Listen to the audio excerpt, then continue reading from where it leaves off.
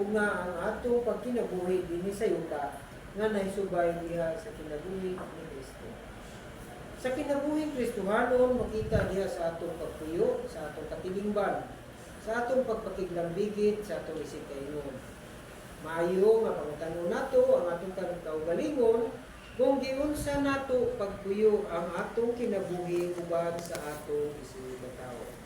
Diha sa atong katilingban. Ibuhat ba nato ang angay nga buhaton isip tao?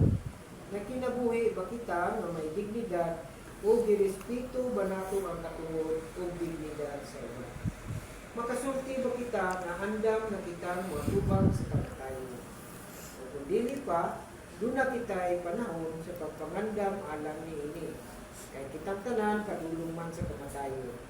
Mao nga magpuyo kita nga may respeto o dignidad o katungod sa atong isikatawo o may paghigugma sa atong Dios.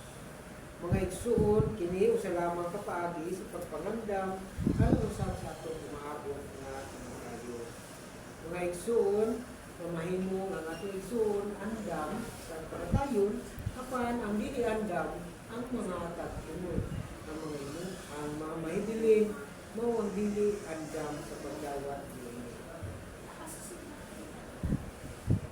Aron mahimong hapsay o sayon alang sa atong igsuon nga sigurya ang paglawig ngadto sa langing kinabuhi, mao ang pagpasaylo kung atong mahunahunaan na doon na siya nahimong kalapasan kanato, nakapahimos siya kanato, ato siyang pasayloon.